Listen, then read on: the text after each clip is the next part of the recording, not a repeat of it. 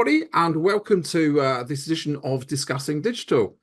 Today, I'm discussing digital marketing with Richard Dale.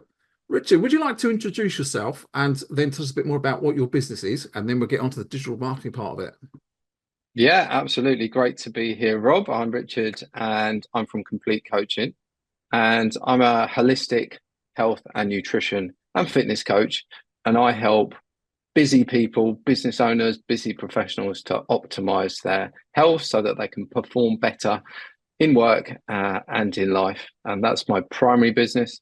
And then also I have a secondary business where I help other personal trainers with digital marketing, help them get off the gym floor, have some more freedom and move their business online.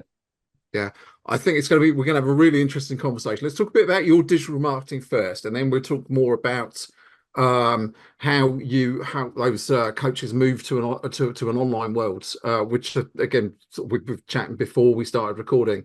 Some really interesting stuff you're doing there. So to start off with, we had a bit of an interesting discussion literally just before we started talking about websites. So I think that's quite an interesting place to start, because you've got a really interesting philosophy around websites and how businesses should start. So do you want to start kind of just explain a bit about that? Yeah, let's get into it. And yeah, it started with you asking me about my website and realizing that I don't have an active website. And I think a lot of people, when they're starting out in business, can get stuck and attracted to the shiny objects, create the best looking logo, have the best company name, build your website out. Personally, I think that can keep people stuck. They can feel like they're making progress with that project, but the reality is it's not getting them any clients and unique clients in the door. And we don't have an active website, and we do all of our marketing through social media and just funnel our clients into conversations there. So I think a website is a great addition, but you don't necessarily need it to get started. Yeah, I think that's a great tip. And also, sort of not only do you not need it, but we talked about the fact that sometimes people get hung up on a website's got to be perfect, it's got to be complete, everything's got to be there, all the I's have got to be dotted and the T's got to be crossed before they'll even put it live or publish it. But as a sort of my background's project management, I think it's an agile project. You can start, here's the homepage, and even the homepage doesn't have to be perfect. You can modify it. Yeah, and lots of people will want to try and build the best website ever with multiple features and multiple pages, but you really don't want your prospect coming to your website and getting lost. You want super basic, gives them the information that they need, and then funnels them into some way to contact you so that you can then continue that conversation. Yeah, I think that's really a really sensible approach to take. Yeah, keep it simple. And as we said, we I think it's Facebook's philosophy used to be done is better than perfect. And again, I think we're both on the same page on that one. So no, that's good. Yeah. You mentioned social media, so let's switch over to that. Do you want to just kind of explain? Because one of the things I think is interesting about what we were talking about before we started recording was the fact that you have different content strategies for different platforms. Yeah. So do you want to talk a bit about which platforms you've got and a bit more about your content strategy? Because I think that's really interesting for people. Yeah. So I use Instagram, Facebook, and I use LinkedIn.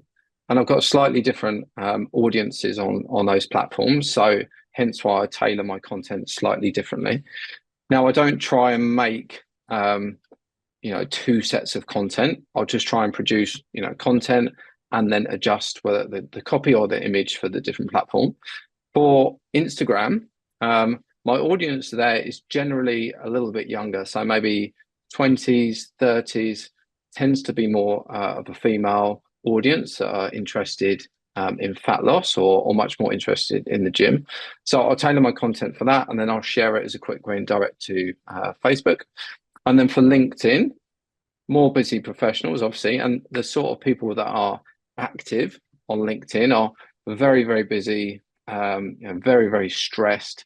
So I'll try and share kind of my own story and story-based content on there to make it more relevant for that particular audience. Yeah, and I think it was an interesting point you picked up about the fact that you're keeping an eye on the different types of client on different platforms, and are kind of just doing those minor tweaks to kind of make it more appealing to each of those different client bases and platforms for that reason.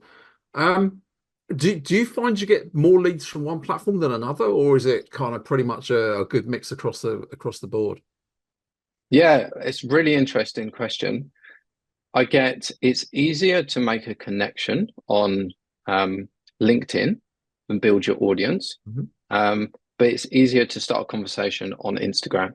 So there's kind of parallels there, and yeah, LinkedIn. A lot of the time, these people are working, right? So they don't necessarily have the time to start a conversation, or if you do, it can take place over a kind of period of days. Whereas Instagram, often people are, they're scrolling on their phone much more of the time, so they're a lot more responsive. So for us, getting people into that conversation is absolutely crucial, and being able to have a conversation where you can elicit some emotion, which normally has to be quite a quick backwards and forwards, is absolutely integral to moving them onto a call. So we really find Instagram is the best place for us to do that.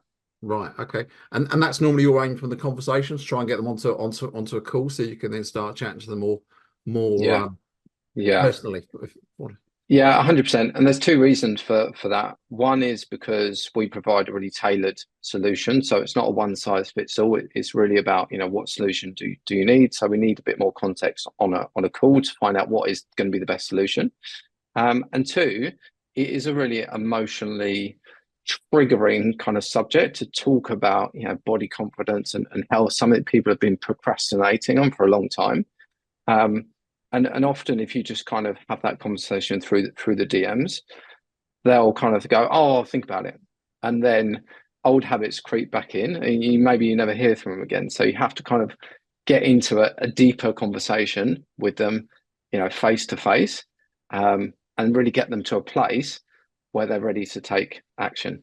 Yeah, yeah. No, that's good. So it's interesting that you've got an aim and a strategy with what you're doing with your content as well, which is to really sort of generate that interest and then actually get people to the point where they're having a conversation and then you get them onto the phone. I think that's again really good because a lot of people don't think that deeply about what they're trying to do with their content. So I think Yeah, that's quite we use yeah, all of our content is about creating connection with our audience and creating a way of having a conversation. So we'll use a lot of lead magnets, which is different free guides that we can offer out and say, "Hey, are you interested in a nutrition guide, or are you interested in a free workout guide?" And people will put their hands up and say, "Yes, yeah, I'm interested in that." Then that allows us to kind of send that out to them and start that conversation. Whereas if you kind of just say, "Hey, I've got a new program launching, who's interested?" You're unlikely to get anyone to respond to you. So you know, like softly, start those conversations by giving them some value. Once you've got their trust, they're much more likely to then, fit into your program later on. Yeah. And when somebody says they're interested in one of your documents, one of your lead magnets, do you just send them as a message on the platform? Do you switch them over to an email kind of sequence, or what's Mm. your strategy there? Yeah, great question. So my strategy there has changed. I used to point them towards a funnel where they'd enter their name and their email address. They'd automatically download the free resource, and then they'd come onto my email list. Um, Now, what I've personally found is it can be a challenge to get someone out of your email list into a conversation. And effectively, you have to kind of do the same strategy of offering them something free to then get onto a conversation. So you're kind of wasting time, right? You want to get someone straight into a conversation. So my strategy now is, comment on this post and I'll send it straight over to you in your DM. So straight away, I'm in the DM. I'll send them a link with to the drive where the resource is, and then I can say, "Hey, here it is.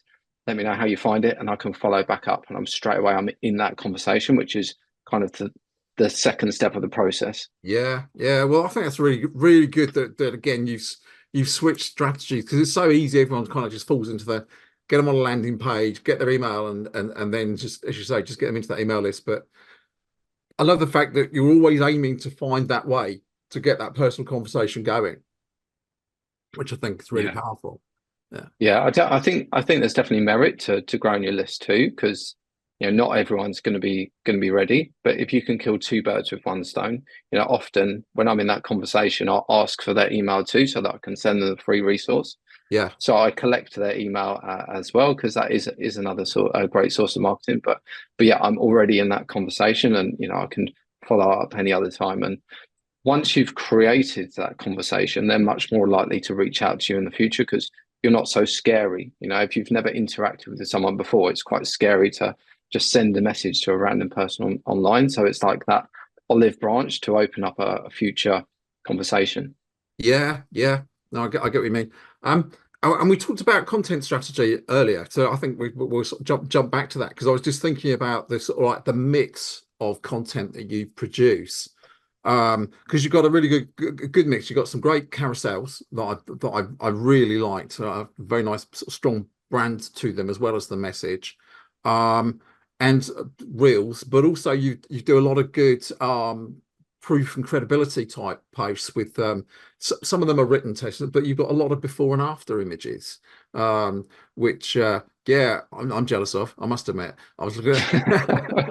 I'm definitely in the. I'm in the worst shaped before image at the moment, so I think that's really good. But it's you're in a business where you can genuinely prove the worth of the outcome with a good before and after picture, can't you? Yeah, and it is the most important content. Without the proof there, where's the trust? If you Yeah, come across a coach's page that they're saying great things, but there's no evidence that it's actually worked, then it's really unlikely they're gonna make sales. So often when we start out in this industry as coaches, we'll go and find people and train them for free just to get that before and after result because yeah, it's absolutely crucial. Um, and you're being compared all the time to other people. It's a really competitive market, particularly online. Tons of other online coaches. People are going to shop around, see who's got the best results. So it's absolutely key to kind of on your shop front have those results visible so people know that they can actually get that result. yeah, yeah. No, that's really good. And as I said to you before we started recording, as I was looking through your content, some of your reels are really good. And one of the questions I asked you, and I'm going to ask you again to explain why, is I thought actually they work really, really well on TikTok because you've got instant hooks. They're very compelling videos. Um, but you're not on TikTok, so I think that'd be just interesting to explain why, because I think you've got a really good sensible reason for it. Yeah, yeah. So TikTok's obviously a great platform, huge audience on there. But really, my mentality is about not spreading myself too thin, and it's much better for me to show up and be consistent on one or two platforms than being inconsistent, across three or four. And that is a mistake I see a lot of people doing is I have to be everywhere, right? Because the eyes are going to be on me. But it's much more about consistency and those people seeing you on that platform. And then for me, the other reason for TikTok, again, it comes down to getting into conversations, and it's easier Instagram to get people into a conversation. So um, a good strategy for TikTok is to try and grow your audience, but see how you can move them on to other platforms where you're much more likely to have that engagement. Some social platforms are just easier to start that conversation. Yeah, yeah, and I think again, it's good that you're really sort of thinking about what platforms work with your process, and the fact that you worked it out really well. Um, and so I think that kind of leads quite nicely into the other aspect of your business. Obviously, we've spoken a lot about how you personally use digital marketing. So perhaps you kind of explain a bit about how you help coaches switch from being coaches in a gym to being coaches online. Because again, you shared some really interesting insights when we were chatting. Yeah. And so it's a journey I've been on myself, right? I started a long time ago as a coach in the gym, and as a successful uh, in-person PTs, it's a bit of a curse because you end up working all hours of the day. People really only want to see you first thing in the morning, last thing at night, and on the weekends. So it turns into an incredibly unsocial job. That's why lots of people leave the industry. All of the successful in-person PTs that I used to work with have all changed industry because it wasn't sustainable. So now online coaching has come around. It provides that opportunity for coaches to have more flexibility, more time, and more freedom. So lots of people are trying to transition online, but delivering your service online is not something that's taught to you in kind of PT school. And the sales and marketing definitely isn't taught to you. So I've had to learn it as I've gone on my own journey over the past few years. So now I'm enjoying helping other coaches make the same transition, either from moving completely in person to online or kind of a hybrid, or just helping people that are already online that are kind of struggling with strategies of how to pick up clients and run a successful online business. Yeah, no, I think I really get what you're saying, and it's interesting you said before we were chatting about the mentality of in a gym as a coach, you have to kind of be happy to walk up to somebody who's doing an exercise to help them and find out their feedback. And it's a very simple, you got to switch that mentality to doing something similar online. Yeah, and I used to manage a gym and I used to manage a team of personal trainers, and the difference between a successful personal trainer and an unsuccessful personal trainer was the amount of conversations they got onto. Some people were happy and confident to walk up and start those conversations. Other people were kind of scared. It's exactly the same online. If you are not prepared to have those conversations, then you're not gonna, create enough engagement and enough future leads for you to, have sales and a successful business. And yeah, I like to frame it as when you're on Instagram, that's your digital gym, right? You're walking around your digital gym and there's someone over there on the rower and you go up and you start that conversation with them. Yeah, no, I love that. Do you know what? I like digital gyms. I like the sound of that. It's my sort of gym. But I do know exactly what you mean. And it's having that right mentality, isn't it? And do you find, do you have to help sort of coach them through that change of mentality? Yeah, I mean, mindset is the number one reason for success, whether that's in fitness or in business. Um, and there's lots of different mindset barriers that you have to overcome. The first one that people have when they just create their account is they don't want to show their face, right? Or they don't want to get on camera because there's this incredible fear of putting yourself out there and kind of fear of rejection. And then once you've got past that, it's then the fear of actually reaching out and starting conversations because you don't want to feel like that salesy person that's just spamming people's inboxes. Yeah. So there's lots of mindset barriers that you have to overcome to be a success online. Yes. Yeah. No, I think that's so true. So very, very true. And it, yeah, I, and it's weird how they manifest. So, for instance, I'm happy here chatting, doing a podcast and recording it on Zoom, but I struggle to do reels where I've got to sit in front of a phone like that, and it just I don't know why. Just turn the thing over, and it just kind of it's in a different. I'm in a different gym, I suppose, and I'm using a different piece of kit, and I've just got to get used to. Still got to get used to that. Um, Yeah, you know, it's it, anything new and the unfamiliarity is scary. And I was exactly the same. I couldn't even talk to the camera by myself, walking. I used to try and walk down the street and film a recording, not even live or anything, but I couldn't get the words out. Like yeah, it was just practice, repetition, keep showing up, posting that first scary reel, waiting for everyone to comment and be like, "Oh my God, Rich, that's so great! I can't believe you've done that!" Like, and then realizing that no one cared. It's just like, well, actually, no one cares. So why am I even worried about that? And you just have to keep moving forward, and then over time it becomes easier and more comfortable. yeah, yeah. Did you set yourself any goals? Obviously, as a personal trainer, I presume you set yourself goals on the physical side of things. Did you set yourself a goal to try and help get yourself over that? Yeah, I guess so. And one of the strategies that I use um, is journaling. On these sorts of things. Like if I'm struggling with something, I'll sit there and I'll write down 10 reasons.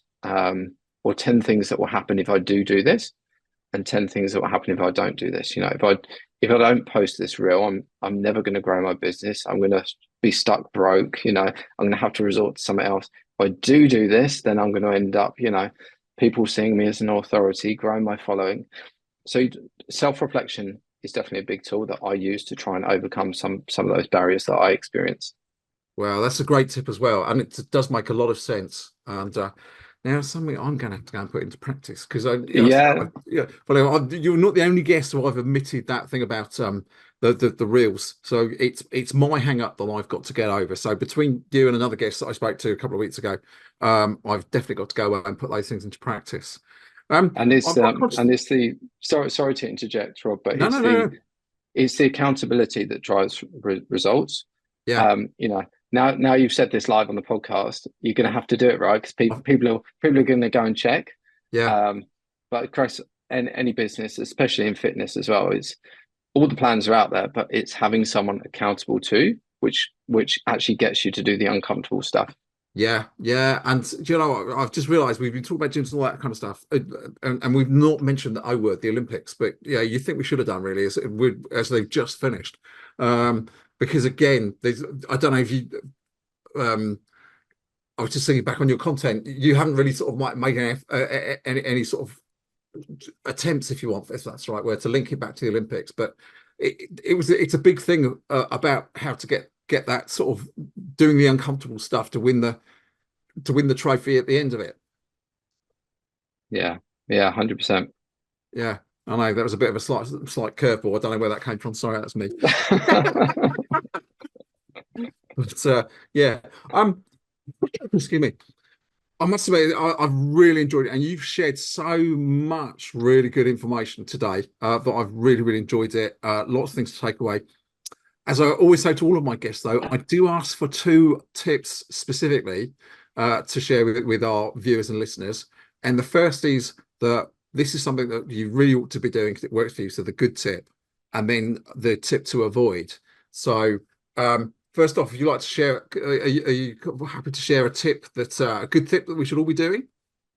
Yeah, I definitely think you should be setting yourself some daily KPIs, key performance indicators or metrics in terms of the essentials that you need to do to drive your business forward. And for me, that might be posting one piece of content per day, following 10 new accounts, and trying to start 5 new conversations. Might take 15 minutes, but if I do those every single day for the next year, all of that is going to compound into a lot of leads and a lot of clients. People can sometimes do they'll go through a hyper moment where they'll spend a day, creating content and being really engaging, but for the other 6 days, they're not consistent. So having some daily metrics that you kind of tick off each day would be my number one tip. Perfect, excellent, and that's a really good tip. And also, as you're saying, the consistency is so important as well. And how about your oh, don't do this, it's a really bad idea tip? Yeah, don't try and sell your service too early. You have to warm people up. If you go straight in, it's like needy is creepy, and if you try and ask the girl out too soon, it's going to turn them off, right? You need to spend time getting to know your prospect, getting to understand them before they're ever going to think about buying your product. So a lot of people will go straight in with, hey, my name's Richard, I'm a coach. Are you interested in getting fit? And I know from experience, it's not going to get any results. So don't spam people. Don't try and sell too early. And my ethos is really about how can I help people? Yeah. I don't want to sell to people. How can I help people? And trying to find the best ways to be able to do that. Yeah, no, I think that's really, really good as well. And yeah, it just took me off to something else, and I was just thinking, oh yeah, um, it's completely unrelated, but that's a really good tip, even for something that I'm trying to do at the moment. So I do appreciate that. And then finally, obviously, what we will share all your links as part of the show notes and stuff like that. But if somebody wants to get in contact with you, what is the best way for them to find you, and what's the best platform for them to get in contact with you? Yeah, LinkedIn and Instagram, I'm active on every day. So yeah, find the links in the show notes. If you want to send me an email directly, it's info@cc-coaching.online. Okay, that's brilliant. Well, hopefully we'll have a few people reaching out to you because, like I said, you shared such a wealth of information. And it's really interesting that you've got such a good strategy. You've really got things kind of smoothed out about what you're doing on digital marketing. So that's great. It just remains for me to say thank you so much for your time today and spending time with me and sharing those tips with our viewers and listeners because it's been really good. Yeah, thanks so much, Rob. I've really enjoyed the conversation too. Pleasure. Brilliant. Thank you.